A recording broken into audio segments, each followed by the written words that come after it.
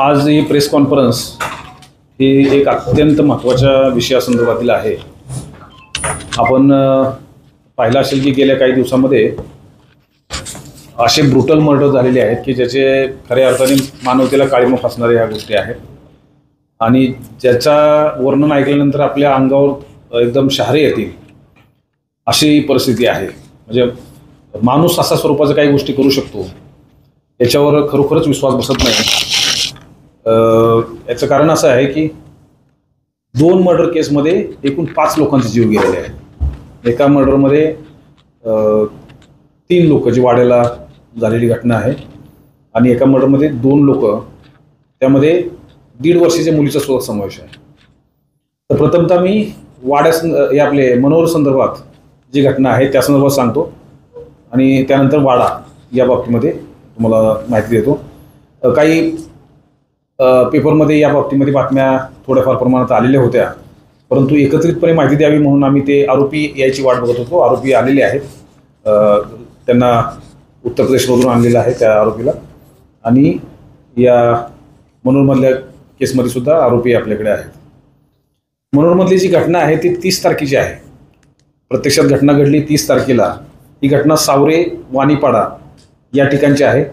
अत्यंत असं जायला रस्ता नाही आहे अशी परिस्थिती आहे, त्या डोंगरामध्ये असणारं गाव आहे। तर त्या ठिकाणी एक महिलेची बॉडी तरंगती आहे पाण्यावर, अशा स्वरूपाची माहिती पोलीस पाटलांनी दिली। त्यानंतर आमचे त्या ठिकाणी वरिष्ठ अधिकारी सर्व पोचले आणि त्याची पाहणी केली असता ती महिलेच्या कमरेला एक प्लॅस्टिकची पिशवी बांधलेली होती, त्याच्यामध्ये दगड होते। म्हणजे प्रेत पाण्यामध्येच राहावं यासाठी हे सगळं केलेलं होतं, परंतु प्रेत ते बॉडी मोठी फुगल्यामुळे ते वर आलं आणि त्याच्यामध्ये ओपन झालेलं आहे। त्यानंतर शोध घेतला असता त्यामध्ये त्याच ठिकाणी राहणारी ती महिला ही सुष्मिता प्रवीण डावरे ही 22 वर्षाची महिला होती। ही सावरे वाणीपाडा या ठिकाणी राहणारी महिला आहे। या बाबतीमध्ये मनोहर पोलीस स्टेशनला 276/24 या भारतीय न्याय संहितेच्या कलम 103(1) प्रमाणे आणि 238 प्रमाणे गुन्हा त्या ठिकाणी मनोहरला दाखल करण्यात आला।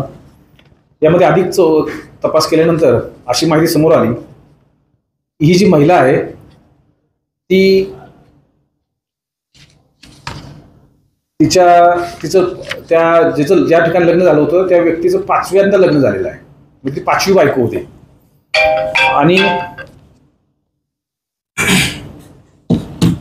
याच्या आधीची एक बायको त्याची औषध घेऊन मेलेली होती। दुसऱ्या 3 बायका सोडलेल्या आहेत त्यांनी। त्यापैकी 2 नंबरच्या बायकोचे एक मुलगा आहे, 14 वर्षाचा मुलगा, तो त्या घरीच राहतो। त्या घरामध्ये मैताची नणंद राहते आणि मैताचा दीर सुद्धा राहतो। दीर जो आहे तो संदीप रामजी डावरे हा 35 वर्षाचा व्यक्ती आहे आणि नणंद जे आहे ते सुमन उर्फ सकू सदू करबट ही 48 वर्षाची महिला आहे। ती घरीच राहते त्यांच्या, आणि तिचा नवरा जो आहे तो 29 तारखेला म्हणजे घटनेच्या आदल्या दिवशी हा बोटीवर मासेमारीसाठी गेला होता। त्यामुळे तो गेल्यानंतर दुसऱ्या दिवशी झालेली घटना आहे। याच्यामध्ये पार्श्वभूमी अशी आहे की या त्यांच्या घरामध्ये नणंद आणि हा दीर जो आहे यांच्याबरोबर ह्या महिलेचे सतत खटके उडत होते, सतत भांडणं होत होती आणि संपूर्ण घरामध्ये हिच्यामुळे अशांतता निर्माण झाली होती अशा स्वरूपाची ह्या दोघांची धारणा झाली होती। आणि जमिनीच्या संदर्भात सुद्धा ते जमीन जो जागा आहे या बाबतीमध्ये सुद्धा हे संपूर्ण कर्ताकर्वी तर हा होता, म्हणजे जो संदीप रामजी डावरे हा घरातील मुख्य करणारा माणूस होता, परंतु हा जो हिचा नवरा होता तो अतिशय वाईट चालीचा होता। 5-5 लग्न केलेली होती त्यांनी आणि सगळ्या गोष्टी तोच त्रासदायक ठरायचा आणि त्याला ही साथ देत होती, ही महिला साथ देत होती। हिच्याबरोबर लग्न ऑफिशियल झालेलं नव्हतं, पण ते राहायचे तिथं त्याच्याबरोबर, आणि त्याचा मुलगा पण झाला होता। तिला 1.5 वर्षाची मुलगी आहे ना, मुलगी आहे, 1.5 वर्षाची मुलगी झाली होती। तर ह्या अशा परिस्थितीमध्ये दररोजचे खटके उडत असताना हा निघून गेल्यानंतर त्यांनी त्याच्या बायकोला गळा आवळून, ओढणीने गळा आवळून तिला ठार मारलं।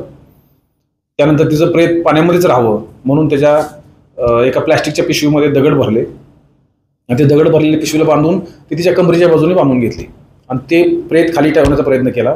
नंतर 1.5 वर्षाच्या मुलीलाही गळावळून मारून टाकलं आणि तिलाही प्लॅस्टिकच्या पिशवीमध्ये दगड टाकून खाली त्याच डोहामध्ये टाकून दिलं.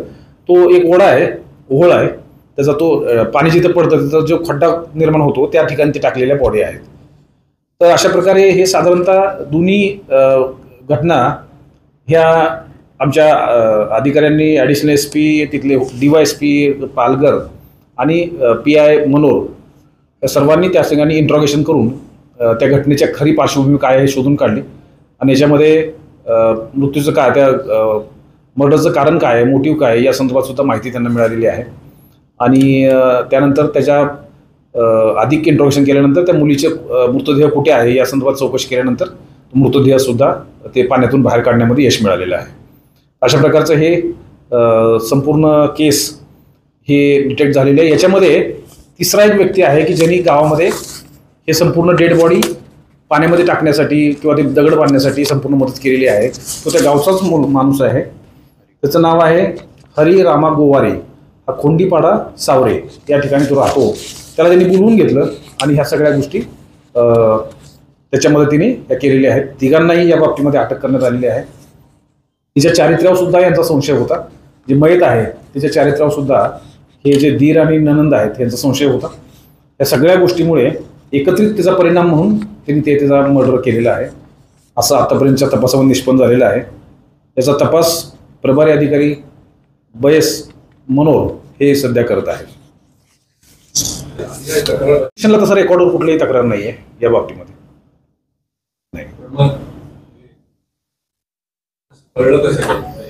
पोलीस पाटील, त्या गावचे जे पोलीस पाटील आहेत त्यांनी या बाबतीमध्ये या बाबतीमध्ये माहिती दिली की एक प्रेत हद्दीमध्ये अशा ठिकाणी तरंगत आहे पाण्यामध्ये. पोलीस पाटलाचं जे कर्तव्य आहे त्यामध्ये त्यांनी ते माहिती दिलेली आहे. हत्या करण्यात आली, घरी करण्यात आली की त्यांना जंगलात नेऊन हत्या करण्यात आली? घरी हत्या केली आणि त्यानंतर बॉडी उचलून हे तिघ जण होते ना, 3 लोकांच्या मदतीने ते केलेले आहे. त्याच्यामध्ये 14 वर्षाचा जो मुलगा आहे तोही त्यामध्ये विटनेस आहे पण तो झोपलेला होता. त्याच्या संदर्भात चौकशी चालू आहे सध्या की त्याला किती माहिती आहे त्यामधलं किंवा काय. ओळखपत्रासाठी केलं होतं परवा येणार म्हणून ओळखपत्रासाठी दिलं होतं. तर यांच्यावर गुन्हा दाखल आहे म्हणून थांबून ठेवलं होतं ओळखपत्र. तर मग मॅडमने भेटला, मॅडमने तुमच्याशी बोलले, मला वाटतं त्याच्यानंतर त्यांना दिलं. आमचा मुद्दा एवढाच आहे की एखाद्या माणसावर गुन्हा दाखल तर त्याचा फोटो त्या कॉम्प्युटरला असेल ना सर?